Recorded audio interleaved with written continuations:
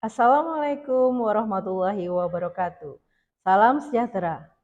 Perkenalkan, saya Betaria Erika Marita Delima, dosen dari Prodi Sarjana Farmasi Sekolah Tinggi Ilmu Kesehatan Agbityo Yogyakarta.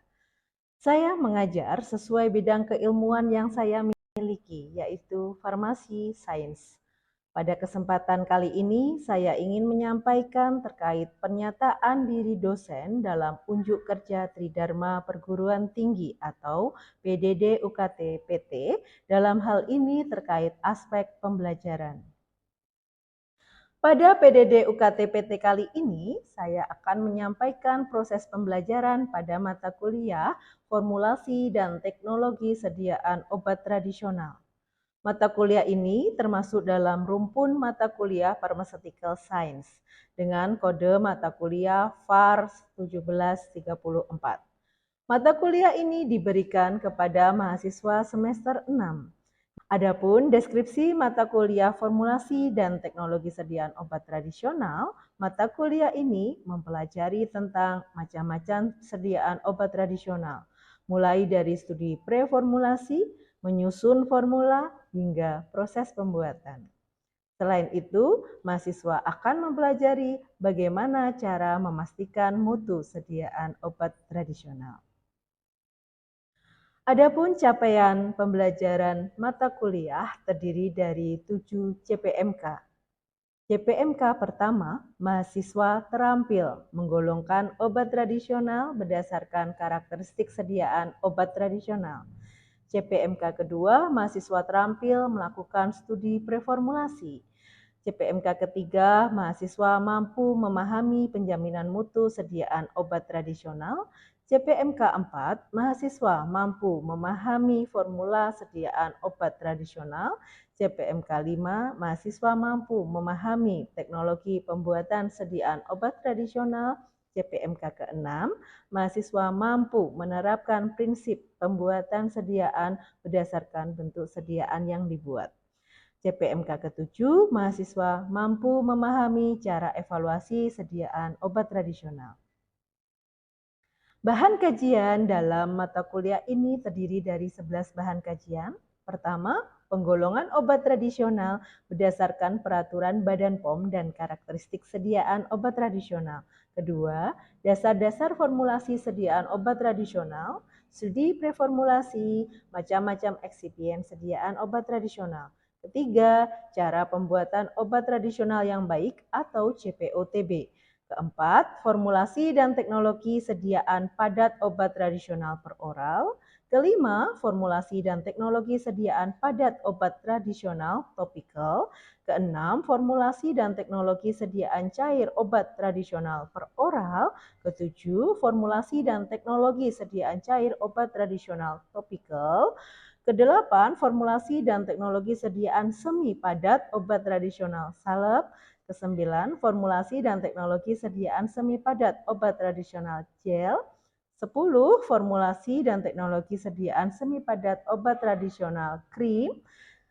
Ke-11, penjaminan mutu sediaan obat tradisional. Itulah bahan kajian yang akan disampaikan dalam pembelajaran mata kuliah formulasi dan teknologi sediaan obat tradisional. Untuk metode pembelajaran mata kuliah formulasi teknologi sediaan obat tradisional menggunakan metode DIA, yaitu Delivery, Interaction, dan Assessment. Penyampaian pembelajaran teori saya lakukan dengan tatap muka secara langsung menggunakan media PowerPoint. Pembelajaran praktikum sebagai bentuk kegiatan pembelajaran untuk memberikan kesempatan kepada mahasiswa dalam melakukan pengujian dan aplikasi teori secara ilmiah pada mata kuliah ini dilakukan di laboratorium teknologi. Sebagai upaya meningkatkan interaksi dan keaktifan mahasiswa, saya selalu memberikan pertanyaan terkait materi serta membuat small group discussion dengan topik materi yang disampaikan. Mahasiswa dapat berpikir kritis serta dapat memberikan opini terkait materi yang telah disampaikan. Adapun asesmen mata kuliah ini terdiri dari 6 poin penilaian yang terdiri dari UTS, UAS, tugas, skill lab, laporan, serta keaktifan. Berikut saya sampaikan contoh video salah satu proses pembelajaran mata kuliah formulasi dan teknologi sediaan obat tradisional dengan topik formulasi dan teknologi pembuatan sediaan obat tradisional dalam bentuk gel. Mari kita simak bersama. Baik, Assalamualaikum warahmatullahi wabarakatuh. Waalaikumsalam warahmatullahi wabarakatuh. Selamat pagi semuanya. Selamat pagi, Ibu. Baik, sehat semua? Alhamdulillah sehat. Baik, kita berdoa terlebih dahulu berdasarkan agama dan kepercayaannya masing-masing. Berdoa dipersilahkan. Cukup? Sebelum memulai perkuliahan, kita absensi terlebih dahulu. Minggu lalu kita telah menjelaskan atau telah membahas terkait dengan salep ya. Kita sudah berdiskusi banyak terkait dengan bentuk sediaan salep. Yang mana obat tradisional dalam hal ini khususnya adalah ekstrak tumbuhan kita buat dalam bentuk sediaan salep gitu ya. Minggu lalu pembahasannya seperti itu. Nah, masih adakah yang ingat teman-teman di sini terkait dengan pembahasan minggu lalu? Masih ya? Nah, siapa yang kira-kira yang mau menjelaskan nih? Ya, monggo Mbak Nimas, mari. Baik Bu, jadi sediaan salep adalah sediaan setengah padat yang ditujukan untuk pemakaian topikal pada kulit atau selaput lendir.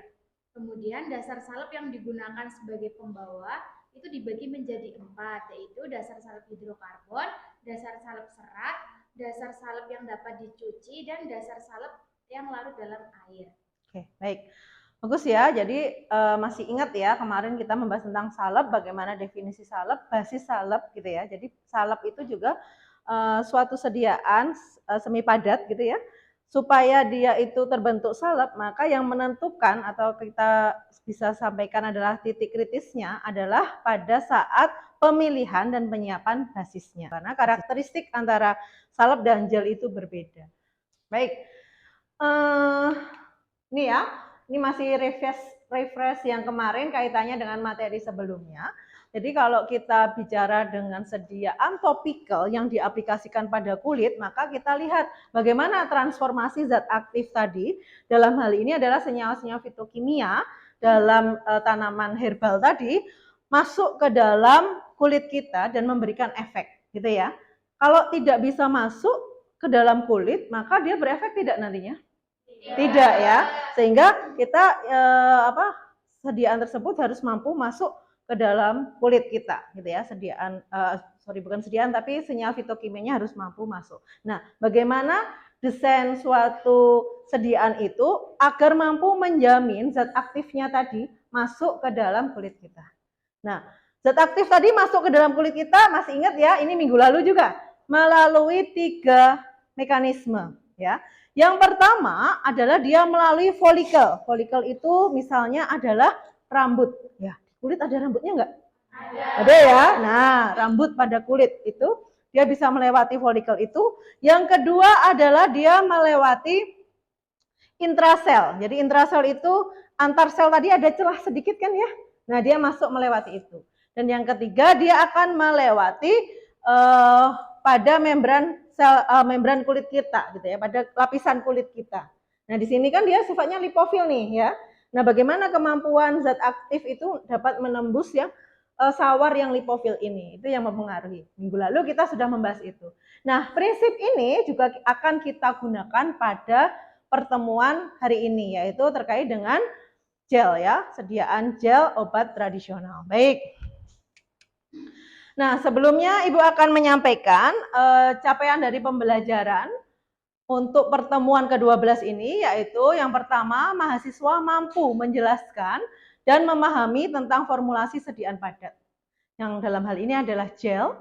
Yang kedua, mahasiswa mampu menjelaskan dan memahami tentang evaluasi sediaan semi padat, yaitu gel. Ya, ada 2 capaian pembelajaran yang harus kita penuhi pada pertemuan ke-12 ini. Nah, untuk materinya nanti yang pertama kita akan melihat tinjauan umum gel, kemudian eksipien gel. Eksipien itu adalah bahan pembantu untuk pembuatan sediaan gel. Nah, untuk memudahkan teman-teman dalam memahami materi ini dan untuk menambah wawasan teman-teman, nanti teman-teman di rumah bisa menambahkan beberapa literatur untuk dibaca gitu ya, sebagai bahan bacaan untuk pustaka untuk memahami materi kita hari ini, yaitu pertama bisa melihat dari buku Teknologi Bahan Alam karangan Agus, kemudian Farmasetika karangan Anis.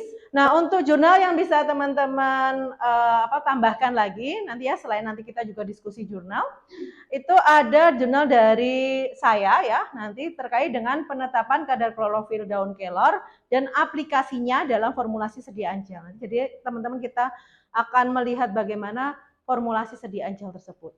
Kemudian yang kedua, nanti bisa melihat dari jurnal Kusare ini ya, Review of Herbal Formulation. Baik, kita mulai ya, tinjauan umum gel. Yang pertama adalah definisi terlebih dahulu. Gel itu apa sih? Tadi sudah sedikit dijelaskan oleh teman-teman ya. Oh, gel itu sediaan setengah padat, Bu. Bedanya dengan salep adalah kalau gel itu transparan gitu kan ya. Bening tadi bilang ya, bening transparan ya.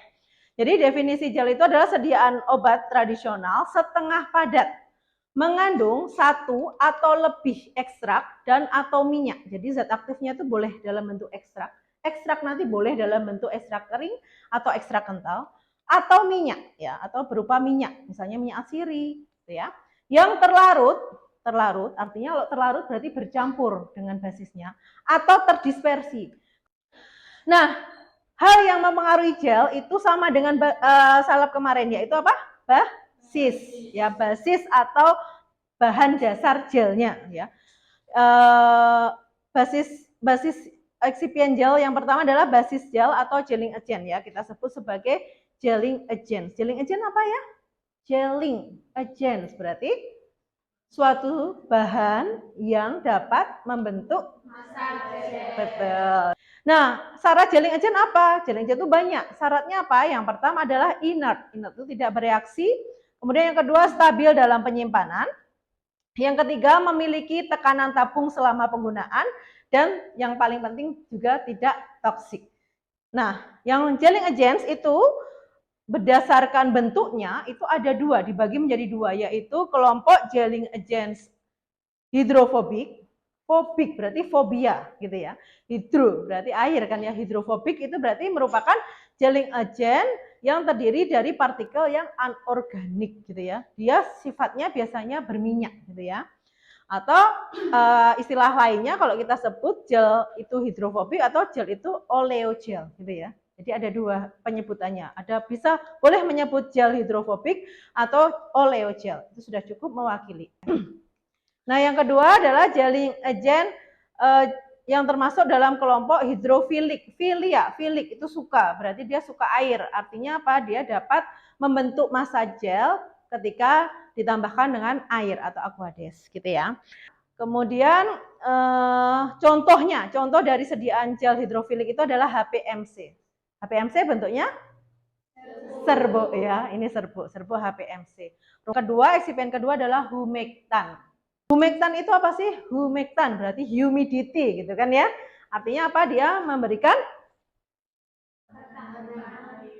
memberikan apa? Humectan itu memberikan kelembaban gitu ya. Jadi dia mempertahankan kandungan air dalam sediaan gel sehingga sifat fisik dan stabilitas sediaan selama penyimpanan dapat dipertahankan gitu ya. Contoh humectan adalah ada gliserin, ada sorbitol, ada propilen glikol dan ada 1,2-propanadiol gitu ya. Nah, kemudian yang tak kalah penting dari eksipien itu adalah pengawet. Pengawet yang dapat kita gunakan adalah di sini Ibu mencontohkan metil paraben ya, metil paraben dan propil paraben. Nah, ini bentuk-bentuk kerusakan gel. Jadi bentuk kerusakan gel itu ada sineresis dan ada swelling. Bedanya apa sih ya? Kita lihat satu-satu ya. Ini yang hampir mirip nih ya, sineresis sama swelling. Yang satunya lagi adalah gel mengalami ketidakstabilan ya. Gel mengalami ketidakstabilan itu salah satunya ya sineresis atau dia mengalami swelling tadi. Sineresis itu apa? Yaitu suatu proses yang terjadi akibat adanya kontraksi di dalam massa gel. Jadi ada kontraksi di dalam massa gel yang akan menyebabkan cairan yang tadi terjerat dari di mana? Terjerat pada gelling agents-nya. Nah, itu akan keluar dan berada di atas permukaan gel. Oke. Lanjut ya. Oke, sebelum ke evaluasi sediaan gel, ada yang mau ditanyakan? Oke, Jeki? Gimana, Jeki? Pak Egi, saya mau tanya di sini, untuk tadi Ibu bilang apa HPMC itu kan terbentuk serbu. HPMC serbu ya. Nah, terus ketika dilarutkan, HPMC mengapa dia malah mengembang menjadi massa gel? Oke. Ya, pertanyaannya bagus ya. Ini HPMC serbu loh, Bu, gitu ya. HPMC ini serbu. Tapi kalau dilarutkan ternyata nggak larut ya, tapi malah membuat massa gel, gitu ya. Kenapa bisa terjadi? Oke, mungkin Ibu akan menggambarkan supaya lebih jelas ya.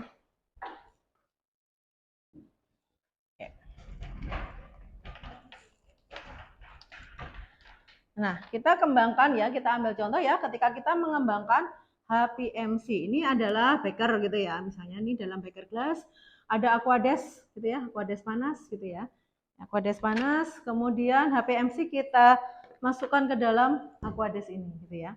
Nah, itu kan dia akan membentuk gini ya, ini HPMC-nya. Ya, pertamanya kan begini saja, ya enggak? Ya kan, prosesnya begini awalnya. Nah, nanti dia akan butuh waktu untuk membentuk gel itu ya. Setelah melewati proses tersebar dalam air tadi, maka kemudian akan menjadi gimana bentuknya? Menjadi mengikat begini, ya. Nah, ada lagi yang mau ditanyakan? Sudah ya. Selanjutnya kita akan membahas tentang evaluasi sediaan gel. Jadi gel yang sudah kita buat tadi, kemudian kita lakukan evaluasi sediaannya. Yang pertama adalah evaluasi sediaan fisik, parameter fisiknya. Yang pertama adalah organoleptis dan konsistensinya. Organoleptis yang menggunakan panca indera kita. Apa saja? Ya di bau gitu kan, warna, konsistensi gitu ya. Nah, konsistensi itu ini terlalu kental, yang ini terlalu encer gitu konsistensi. Yang kedua adalah pH. Yang ketiga daya lekat, yang keempat daya sebar, dan yang terakhir viskositas. Ya, jadi tadi sudah dijelaskan kaitannya dengan bagaimana karakteristik sediaan gel, apa saja faktor kritis dalam sediaan gel. Maka selanjutnya setelah ini kita akan membahas, berdiskusi ya, bentuknya adalah nanti kelompok kecil, nanti tiap kelompok akan mendiskusikan terkait dengan bagaimana optimasi atau bagaimana cara pengembangan gel yang baik gitu ya, gelling agents-nya nanti supaya bisa mengembang yang baik. Jika gelnya tadi kan sudah dijelaskan ya, kalau gelnya itu mampu mengembang dengan baik, maka akan berkontribusi dalam membuat gel kita tadi menjadi homogen. Itu kan penting ya dalam sediaan karena bisa mempengaruhi dosis, efikasi, dan lain sebagainya. Oke ya, jadi kita buat kelompok kecil teman-teman ya, buat kelompok kecil gitu saling berdiskusi, mencari di jurnal kaitannya dengan bagaimana cara pengembangan gelling agents. Kita tetapkan saja gelling agents-nya ada dua. Yang pertama adalah HPMC dan yang kedua adalah karbopol. Gitu ya? Sudah cukup jelas? Jelas? Ya, mari kita mulai kelompoknya. Sudah dapat jurnalnya? Kami masih bingung Bu, ini cara cari jurnalnya harus dari Google Scholar atau dari mana ya Ibu? Ya, nanti masuk ke Google Scholar dulu. Kemudian kalian masukkan ke kata kuncinya, batasi tahunnya ya, tahunnya 5 tahun. Kemudian nanti kalian mencari dengan kata kunci yang sudah kalian tetapkan, bisa menggunakan Pico, bisa menggunakan metode lainnya, gitu ya. Oke. Ini mau dicari HPMC dulu atau karbopolnya? Mau HPMC dulu. Oke. Ya.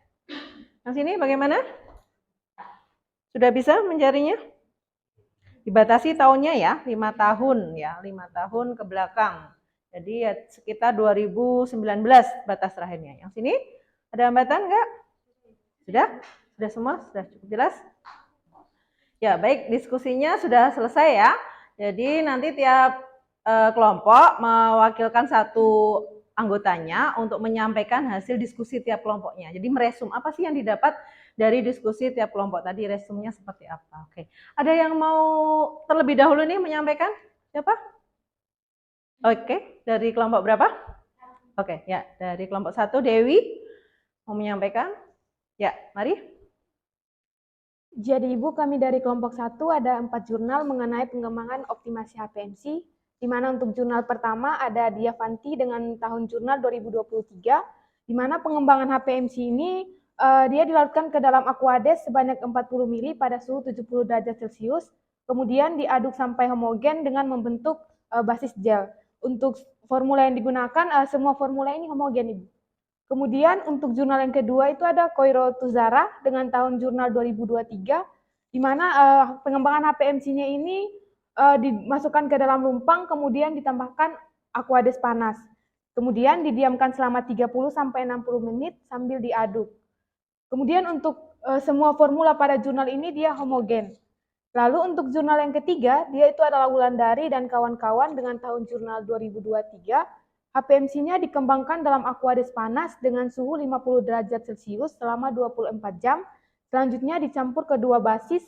Lalu untuk semua jurnal ini homogen, Ibu. Kemudian untuk jurnal yang keempat itu ada Loni dan kawan-kawan dengan tahun jurnal 2023.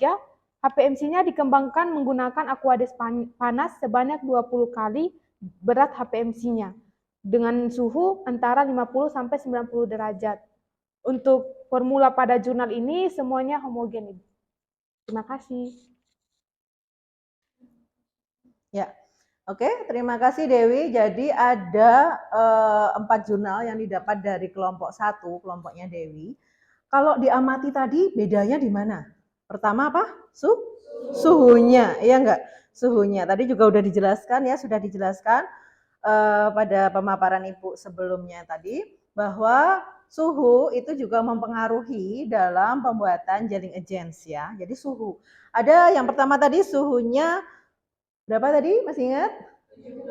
70 derajat. Kemudian yang kedua 50 derajat. Yang ketiga 90 derajat. Yang keempat dia tidak menspesifikkan suhu ya, hanya dia membuat range suhunya sekian sampai sekian gitu ya. Jadi intinya di Aquades yang panas suhunya berbeda-beda gitu ya. Ada yang 50, 70, kemudian ada yang 90. Oke. Dari kelompok 1 ini tadi ada yang membedakan lagi nggak selain suhu? Apa tadi? Penggunaan pelarutan airnya. Ya. Jadi penggunaan pelarutnya atau airnya, Aquadesnya. Nah, Aquadesnya jumlahnya berbeda-beda enggak? Ya, ada yang terakhir tadi disebutkan dengan jelas bahwa berat Aquadesnya adalah 20 kali berat dari HPMC-nya. Ya, jadi diskusinya sudah selesai. Tadi ada beberapa kesimpulan yang bisa kita simpulkan bersama. Nah, selanjutnya supaya Ibu bisa menilai pencapaian dari materi yang Ibu sampaikan hari ini, nanti teman-teman silakan mengisi soal-soal yang ada di kuis. Ya, linknya sudah Ibu cantumkan, silakan di grup WA juga sudah ada, tinggal diklik saja di grup WA perkuliahan. Nah, itu ya hasil dari evaluasi pembelajaran kita hari ini, kuisnya. Ada 4 mahasiswa yang mendapatkan nilai 100 ya, selamat.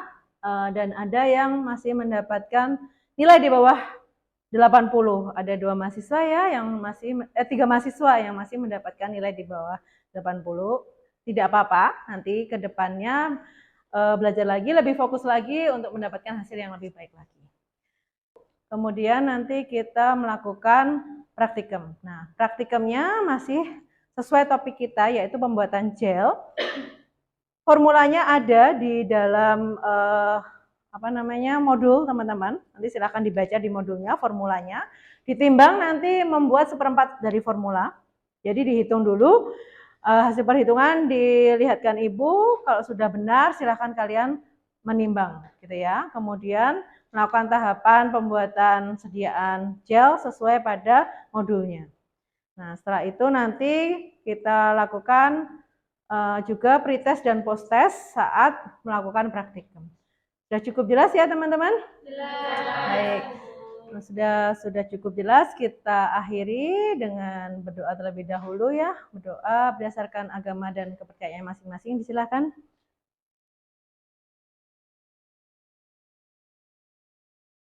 Terima kasih. Assalamualaikum warahmatullahi wabarakatuh. Waalaikumsalam warahmatullahi wabarakatuh.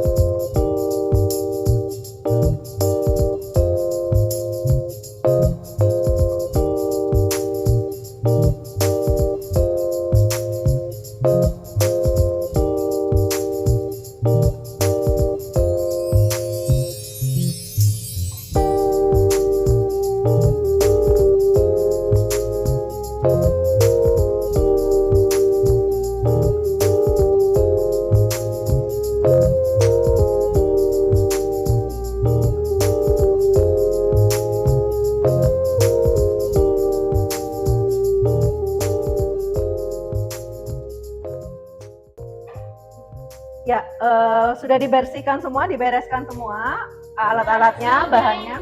Ya. Kalau sudah, kita mulai post test ya. Disiapkan kertas, pulpen, kita post test.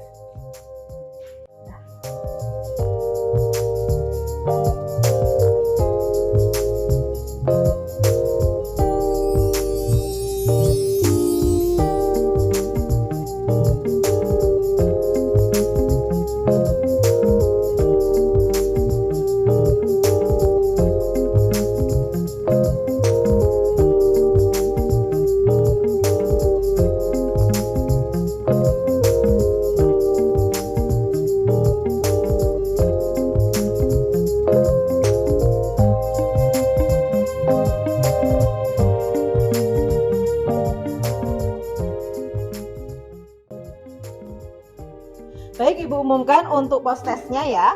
Jadi post testnya diikuti oleh 18 anak dan mendapatkan nilai rata-ratanya 85,75 ya. Sehingga teman-teman semuanya nilainya semuanya di atas 80 ya. Artinya sudah memenuhi untuk ketercapaian pembelajaran kita hari ini ya. Baik, sebelum Ibu tutup ya, kita resume sedikit bahwa gel tadi berarti bentuknya apa? Gel tadi yang teman-teman sudah kerjakan? Transparan ya, transparan semi padat gitu ya. Kemudian masih ingat syarat pH-nya tadi berapa? Ya, 4,5 sampai 6,5 tadi sesuai semua ya, memenuhi semua ketika diuji. Kemudian daya lekatnya lebih dari 4 detik, betul. Daya sebarnya 5 sampai 7 cm. Baik ya, sudah paham semua ya. Ibu akhiri, terima kasih atas perhatiannya. Ibu akhiri, Assalamualaikum warahmatullahi wabarakatuh. Selamat sore. Selamat sore, Ibu. Terima kasih. Demikianlah video pernyataan diri dosen terkait unjuk kerja Tridharma Perguruan Tinggi atau PDD UKT PT dalam hal ini terkait aspek pembelajaran. Terima kasih, semoga bermanfaat. Wassalamualaikum warahmatullahi wabarakatuh. Salam sejahtera.